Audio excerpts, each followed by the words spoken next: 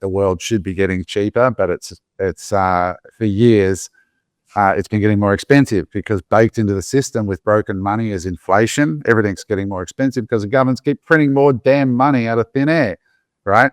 But Musk came out during the week and made a comment about deflation. Eric, you've got the headline. Let's just talk about this quickly to close it out because it is a bit of hope on horizon around living costs. What did Elon say? So it's actually a Mark that put it in our chat. So I'll mention it. Maybe you can do it. Yeah. If you want, Mark, you want to You want to take mention it because I thought that was quite interesting. I can talk about it if you want to then go on from it. So basically it was Elon Musk talking about deflation. So basically he reckons in the US double-digit growth in the next 12 to 18 months if they actually imply the intelligence if they include the implied intelligence for economic growth. And he says that, in the next years, it could be actual triple digit growth over the next 5 years, which will actually bring things down in value. So we'll make living actually cheaper. That would be that's powered by AI, and then which will make banks wish that they could actually print money at that point in time, which they're not going to be able to. So, Mark, what are your thoughts?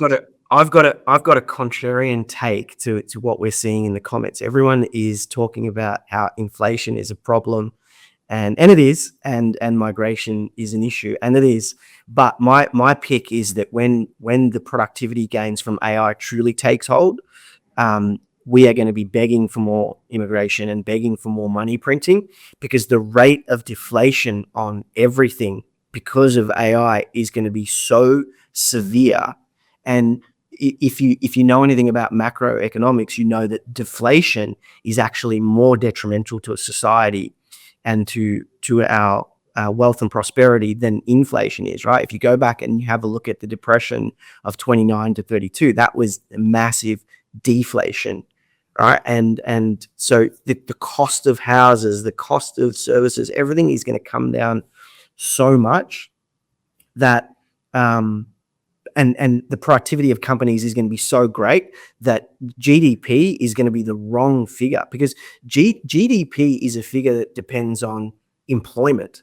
But if what is GDP, Mark? It's gross domestic product, right? And there's a bunch of things that are included. It's what a country produces every year. It's what it is, right? And now a country's ability to produce is going to be so much greater. But in the past, GDP could only grow with labor force growth.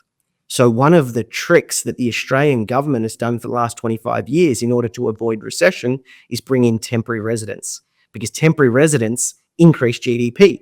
It's the productive capacity in the economy. And they don't have pension benefits. So it's this trick that the Australian government has been doing. I argue that that is worse than migration because there's something like 2.9 million temporary residents in Australia. But if all of a sudden productivity is coming from machines and artificial intelligence rather than the people, well, then what is GDP going to be? That is going to be an old and outdated model. And so the reason that you're going to be begging for money printing is because if machines are doing all the work that humans previously were, who's going to be the safety net left to look after the society that's unemployed? Well, it's the government. And so the government is going to need to print shit tons of money to feed that society, which they will do because that's what will happen. And you're going to be begging for immigration to do the jobs that you don't want to do, right? Like we're going through a re-industrialization. The bottom layer stack of AI is energy and infrastructure. None of the rest of it, the applications, the LLMs, they're like above chips and above. So you've got energy, then you've got chips, then you've got storage, then you've got the LLMs and stuff, and then you've got applications. So the bottom layer needs to be rebuilt. There's trillions and trillions and trillions of dollars that need to go into rebuilding this infrastructure. So the jobs that are going to increase in wage growth are going to be trade jobs, welding, electricians, plumbing, people that are building out this infrastructure. White collar jobs are going to be stuffed, but the productivity is going to come from all those businesses that are going to be able to produce things for the cost of nothing, right?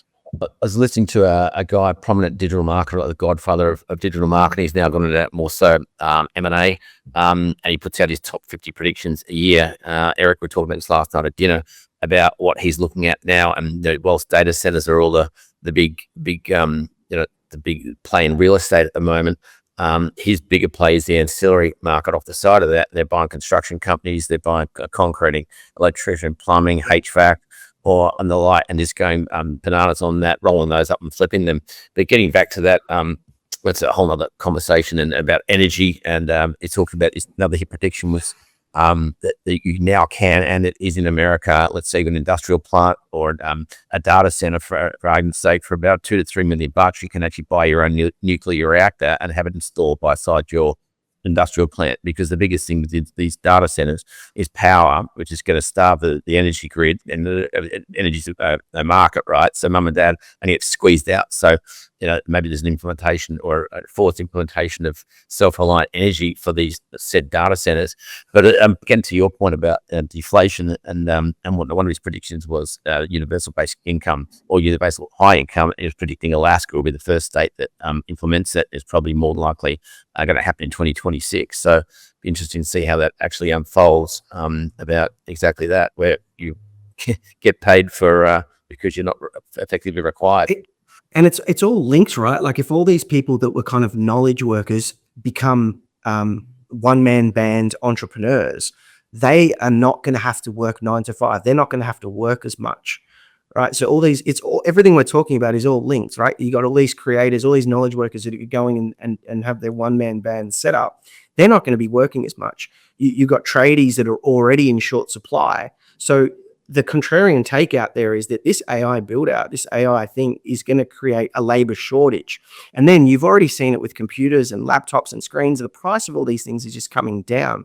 So the call out for those out there listening, thinking, well, how can I make money from this? It's to invest in scarcity. You have to invest in scarcity in an era where everything is going to be abundant. So what are the raw materials? Right. Yeah, this is where the Substacks come in handy, is understanding what are those raw materials. People that go deep on copper, silver, gold. You're already starting to see these things, right? And that goes to show you, like, when we talk about this and we go, okay, Macro Mark, take it away, right? Like, this information isn't just him,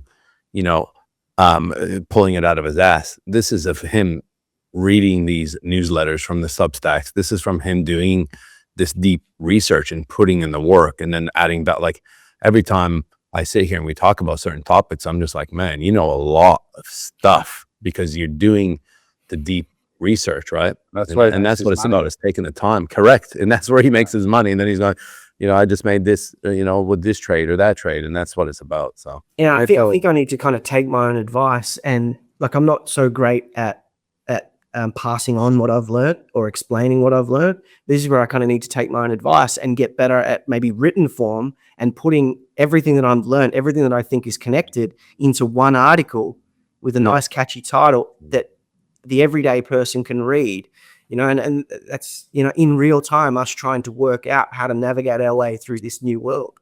There's so much money to go ahead. I was going to say, and the other thing there with the Substacks of the world, the creator economy and whatnot, there is now so much of it. It's who do you listen to is the other part of, because you can get caught up in the quagmire of this just tidal wave of info, and you go, it's all too much. I don't know where to start. So, I mean, you got to find what you're interested in. Like, there are YouTube creators and Substack creators that just focus on rare earths. There are people that just focus on emerging robotics companies. There are people like CERN Basher, who are like Tesla analyst experts that just produce YouTube videos on just Tesla stock. And you can get rich off one, if you want to have a diversified portfolio, in 2 or 3 areas of interest, and that's all you stick in. I've met people that are just Tesla investors or just rare earth investors and so on, and they do great. But it's an exciting time. I'm going to close it out with some stats here to just show you what's happening outside of the Gold Coast or outside of Melbourne. This was a slide from James at Invest Answers that did a review on XAI year in a review, just to show you what Mark was talking about, with the base layer being energy and infrastructure for these things. In the last 12 months, XAI expanded from 1 site to 5 sites in the Mid-South. They went from 450,000 active GPUs across sites. They reached 450,000 with construction in progress to double that number by Q2 of 2026. So last year they had 450,000 GPUs. They'll double it. 3,000 people working right now, tradesmen and women from the region, 24/7, around the clock, 365 days a year, building the largest supercomputers on Earth faster than ever before. They installed 244,000 miles of fiber. This is Grok. This is XAI.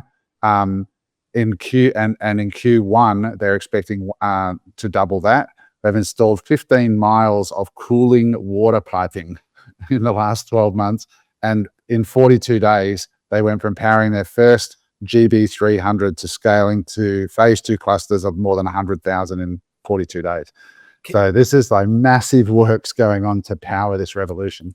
And this is the reason why Grok and XAI will not fail, because they are, of all the AI models, they are the largest infrastructure builder and owner of all of them. People misunderstand Elon Musk's genius. Perhaps his biggest circle of genius is his ability to build at scale. That is what differentiates him from everyone else. He's not like a genius engineer versus everybody else. He has the ability to build better than anybody else. And one more thing that I'll leave you guys with, the significance of why Elon Musk is building what Adam just rolled out is to replace software. He wants to build. This is what it's going to take to replace software, to have an application in your phone that you can talk to, that can then go out and program and design products for you, requires the infrastructure that he's building. And so all this stuff is coming, guys, and there's so much opportunity. You just cannot be asleep at the wheel. I had dinner last night here in Bali with a guy who works for one of the largest software companies in the world, top 20 in the world, and a woman who's ex-Macquarie Bank and dealing in deep, big data. That she has a consultancy. She has like 3 or 4 clients that are huge corporates, and she helps them understand their data. And this is exactly what they said, is that software is dying. Software as a service is dying.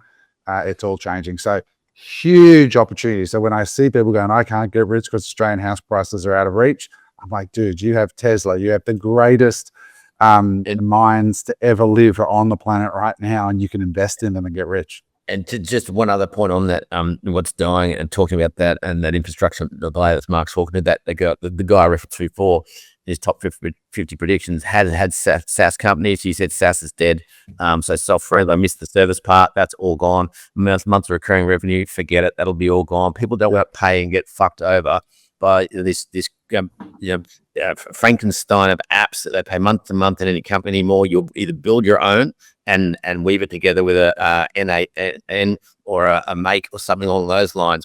And Silicon Valley is now going through a massive, there's going to be so many funds that are just going to get tipped upside down that are so top heavy on SaaS that hasn't come to market or life. That's just going to be just match, burn, light it up, move on. And it's going to, if you want a homework project for the week, guys, Google or ChatGPT or Grok it, RAS, R-A-S, and it means results as a service. It is the rising trend out of China, and companies are going to firms and saying, pay us based on results. We have AI bots that will set appointments, make sales, complete end-to-end results for you. Tell us the result you want. We will build the AI to deliver it, and you pay us only when we produce the result. That's where it's going, and it's a rising trend right now in China. And there'll be small companies, because they're doing a lot of the results of the work with AI, like Anthropic, Claude, etc. Where that post, Mark, you put in, where the CEO of Anthropic came and said, coding will be obsolete, or whatever the words were, in the 20s. Oh yeah, we're cooked. Like there'll be there'll be people that start legal firms that specify in divorce, and you say, I'm worth this. My outcome is I want a result of payout of X, and I'll pay you results of service, get the AI agents onto it. That's one example of any millions of iterations of results that people want in their lives that can be delivered through AI. And it'll be results as a service, not software as a service. Yeah, 100%. Elon Musk is really, he's rarely wrong on direction. Timing Yeah. is where he sometimes struggles. But I think now with the advancement of everything being kind of AI is kind of predetermining and building software and building programs and things like that, that the timing, it gets easier to predict. But you've only got to look at that big data center, the biggest one in the world. What he called it macro hard as opposed to micro soft. A big two digs like me to his mate. There is so much signal in that. And one other tidbit, there's what I'm finding lately is that I'll watch a 30-minute or a 90-minute or a 60-minute podcast, and there'll be one or two things that someone like Elon Musk, Jensen Huang, Dario Samodai, like people, these are the people that are at the forefront. They don't just have ringside seats. They are playing the basketball game that you're watching. And every now and then they'll drop one sentence. If my homework for you guys is to take that, if you can try and identify that one sentence in these podcasts they drop, take it, put it in, and build a prompt in a language, in an LLM, to go and deep dive the second and third and fourth order effects of what that thing that they said actually means. You guys will be blown away at the amount of alpha and opportunity that you can find. The amount of money you can make